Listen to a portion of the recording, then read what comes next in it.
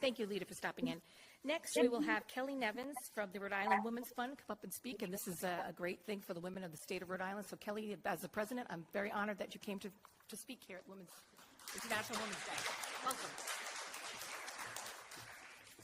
Thank you, Representative Fogarty, for this opportunity to speak, and thanks to all of you for joining us here today.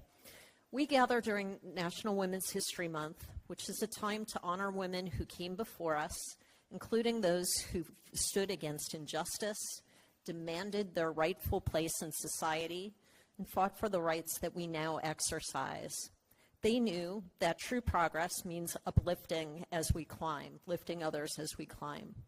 But today we're called on to do more than celebrate just their victories. We are called on to accelerate action. We're at a pivotal moment. The actions of the U.S. president in the past 6 weeks have disrupted, destroyed, and dislodged decades of global progress towards gender equity. These cruel and careless attacks on immigrants, LGBTQ+ individuals, people with disabilities, veterans, and people of color threaten the very fabric of our democracy, and they are not happening in seclusion. Around the world, authoritarian governments are seizing this moment. They're weaponizing anti-gender ideology to support women's participation in leadership, erase hard-won rights, and silence activists.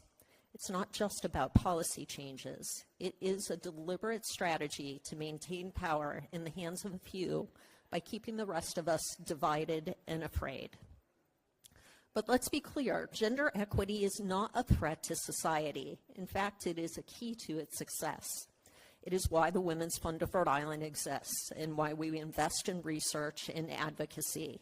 We want to see everybody in our communities thrive.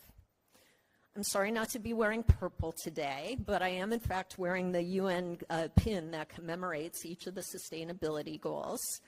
Sustainability Development Goal number 5 is to achieve gender equality and empower all girls and women. The goal is not just a suggestion. In fact, it is a global imperative. The data is clear. When women are empowered, economies grow, poverty declines, and communities become more just and sustainable. Yet at this very moment, we should be accelerating towards this goal, and those in power are slamming on the brakes. We need to refuse to be silent.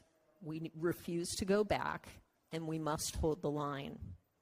Audre Lorde, the fierce poet and activist, once said, "Revolution is not a one-time event. Our fight for equity is not just a moment, it's a movement, one that will outlast any administration, any policy rollback, and any attempt to undo our progress." And so I ask you, how will you hold the line? How will you accelerate progress? Here are a few suggestions.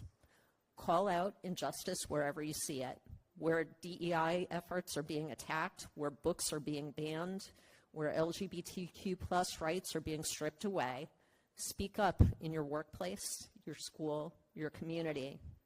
Invest in organizations doing the work, like the Women's Fund, like Rhode Island Now, like so many other great organizations in our community that are working to create a more equitable community.